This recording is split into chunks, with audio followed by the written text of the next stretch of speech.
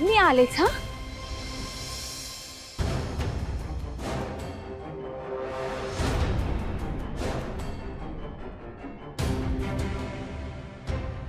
बरं वाटतंय आता? हो. हे सगळं काय झालं सिद्धिराज? काय माहिती मला, अचानक कसे काय ब्रेक फेल झाले काय माहिती. अचानक नाही, मला वाटतंय की हे मुद्दाम कोणीतरी केलं आणि माझी खात्री आहे की हे सगळं नक्कीच नीलांबरी वहिनींनी केलं असणार. मला इथेच वाटतंय. सिद्धिराज, आपल्या लग्नाचा वाढदिवस खराब करण्यासाठी त्यांनी शक्य तेवढे सगळे प्रयत्न करून झाले, पण घरात वाद नको म्हणून आपण दोघंही गप्प होतो. नाही पण बास झाला आता. नाही त्या बाईला आपल्या घरात हाकलवलं ना तर नाव नाही लावणार सिद्धिराज संपतराव गाडे पाटील. नाही सिद्धिराज, त्यांना बोलून काय उपयोग होणार? हे बघा, चिखलात दगड मारला ना तर चिखल आपल्याच अंगावर उडतो. मला असं वाटतंय आपण त्यांच्या कुरघोड्यांकडे अजिबात लक्ष द्यायला नको. हाच आपल्या लग्नाचा वाढदिवस आहे, आपण तो आनंदातच घालवला पाहिजे. आपण नको त्यांच्याकडे लक्ष द्यायला. हा बरोबर आहे. काय वहिनींचा स्वभाव तर बदलणार नाही, पण कशाला उगाच आपला मूड खराब करायचा.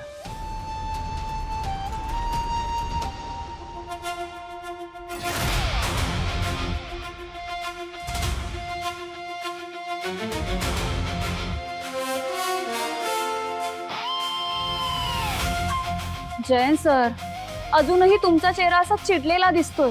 तुमचा हा वैतागलेला चेहरा बघून ना तो युनियन लीडर अजून भडकेल. प्लीज थोडा वेळ का होईना चेहऱ्यावर जरा पश्चातापाचे भाव आणा प्लीज. इनफ जानू. सर, आय नो मला तुमचा त्रास, तुमची चिडचिड सगळं काही कळतंय, पण हे त्या युनियन वाल्यांना कोण सांगणार? आता जर का त्यांनी तुम्हाला शिक्षा दिली आहे तर ती तुम्ही भोगताय, मनापासून तुम्ही ती शिक्षा भोगताय असं त्यांना वाटू तरी द्या. त्याचं समाधान तरी त्यांना मिळू द्या.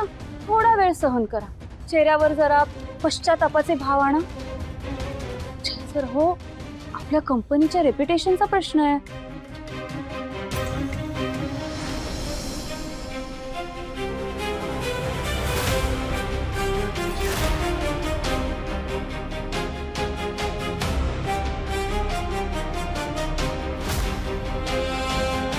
मी व्हिडिओ कॉल करते हा त्या युनियनवाल्या दादांना. थांबा.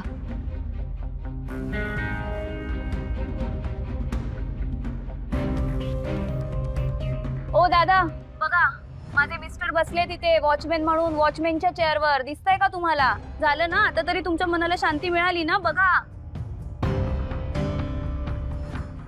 जयंत सर, मला ना आता खूप भूक लागलीये, म्हणजे ना ही भूक सहनच होत नाहीये मला आता. तर आता मी आज जाते आणि जेवते हा, पण तुम्ही मात्र इथेच बसा आणि त्या दादांनी सांगितल्याप्रमाणे तुमची ड्युटी पूर्ण झाल्याशिवाय तुम्हाला काहीच खाता येणार नाहीये. हा, पण मी नाही ना उपाशी राहू शकत. मी आलेच हा जेवून. तुम्ही बसा हा इथे.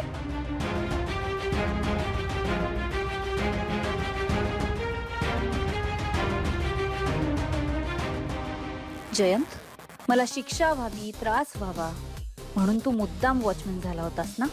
इतक्या विनवण्या केल्या होत्या तुझ्याकडे, तरी माझं काहीही ऐकलं नव्हतंस तू. आज मी तुला शिक्षा दिलीये आणि तू सफर करणार आहेस. तुझं हे सफरिंग बघून मला खूप बरं वाटतंय.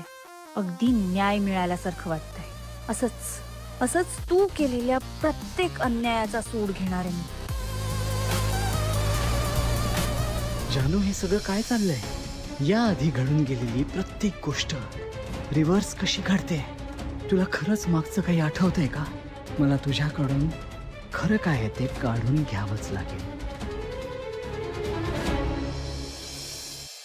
नमस्कार. आज आमच्या लग्नाचा पहिला वाढदिवस आहे आणि हा वाढदिवस आम्हाला तुमच्या सगळ्यांबरोबर साजरा करायचा आहे. तुम्ही आमच्या आनंदात सहभागी झालात तर आम्हाला दोघांनाही खरंच खूप आवडेल. मॅडम, आम्हालाही तुमच्यासोबत आनंद साजरा करायला आवडेल, पण या सेलिब्रेशनसाठी पत्रकार नाही येणार आहे का? नाही म्हणजे आमच्या आश्रमात कधीच कोणी राजकारणी पत्रकारांशिवाय येत नाही. प्रत्येक विजिटची बातमी झाली नाही, पण त्यांना विजिट पूर्ण झाल्यासारखं वाटतच नाही. नाही नाही नाही, आम्ही इथे कुठलाही राजकीय अजेंडा राबवण्यासाठी आलेलो नाही आहोत. आम्हाला अत्यंत साधेपणानं आमचा आनंद तुमच्या बरोबर सेलिब्रेट करायचा आहे म्हणून आम्ही इथे आलोय, बाकी काही नाही. हा नाही, पण आमच्या बरोबर एका वृत्तपत्राचे पत्रकार आहेत, पण माझ्या मिस्टरांचे मित्र आहेत ना ते, म्हणून आलेत आमच्या बरोबर. त्यांना तुमच्या आश्रमावर एक डॉक्युमेंटरी सुद्धा करायची. बाकी यामागे आमचा कुठलाही राजकीय स्वार्थ नाही.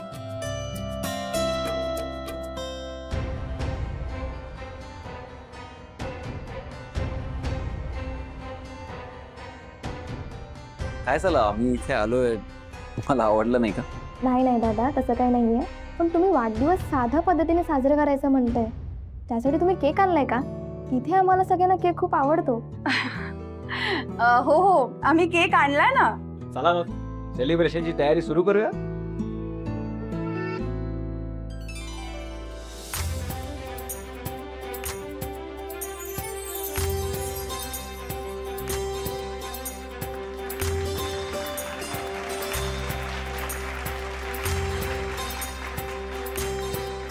तुम्ही आम्हाला आमच्या लग्नाचा वाढदिवस तुमच्या बरोबर साजरा करू दिलात, त्यासाठी मला तुम्हाला एक रिटर्न गिफ्ट द्यायचंय. ताई, तुम्हाला देणगी द्यायची असेल ना तर तुम्ही ऑफिसमध्ये देऊ शकता. नाही नाही नाही, मला कुठलीही देणगी नाही द्यायची. मला तुम्हाला असं एक गिफ्ट द्यायचंय जे आयुष्यभर तुम्हाला मदत करेल. आणि ते गिफ्ट म्हणजे तुमचं अर्धवट राहिलेलं शिक्षण पूर्ण करणं. पण ताई, या वयात शिक्षण पूर्ण करायला कसं जमेल आम्हाला? शिक्षण पूर्ण करण्यासाठी वयाची अट नसते, मनात जिद्द असावी लागते. तेव्हा तुम्हाला जर का तुमचं अर्धवट राहिलेलं शिक्षण पूर्ण करायचं असेल किंवा ITIचा एखादा कोर्स करायचा असेल, ब्युटी पार्लर किंवा शिवणकाम असे कुठले कोर्स करायचे असतील तर ते तुम्ही करू शकता. मी तुमची मदत करेन, म्हणजे तुम्ही सगळ्या जणी स्वतःच्या पायावर उभ्या राहू शकाल आणि महत्वाचं म्हणजे आर्थिकदृष्ट्या स्वावलंबी होऊ शकता. त्यामुळे तुम्हाला कुठल्याही देणगीची कधी गरजच नाही लागणार. तुम्हाला आवडेल ना माझी ही भेट? हो ताई, आमच्याबद्दल कधीच कुणी असा विचार केला नव्हता. अहो, स्वतःच्या पायावरती उभं राहायला कुणाला आवडत नाही, पण कधीच कुणी संधी दिली नाही. मग ती संधी मी तुम्हाला देईन. माझा असा ठाम विश्वास आहे की जर का समाजातलं महिलांचं स्थान सुधारलं तर पूर्ण समाज सुधारू शकतो. त्यामुळे आपण याची सुरुवात स्वतःपासून करायची. आपण कुठेही कमी आहोत किंवा आपल्याला काही येत नाही असा विचारच मनात आणायचा नाही.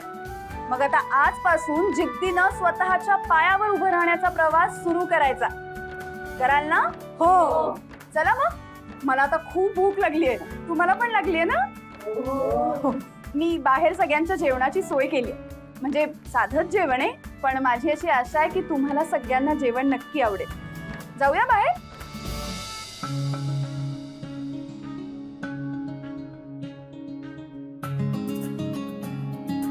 सिद्धू भाऊ, भावनाताई, खरंच फार छान काम करताय तुम्ही. तुमच्यामुळे आज या कितीतरी बायकांना तुम्ही मोटिवेट केलं. तुमच्यासारख्या सुजाण आणि विचारी राजकारण्यांची आपल्या समाजाला गरज आहे. खरं तर तुम्ही मला आजचा हा इव्हेंट कव्हर करायचं नाही असं सांगितलं होतं, पण भावनाताईचं हे कार्य समाजापर्यंत पोहोचवण्याची गरज आहे.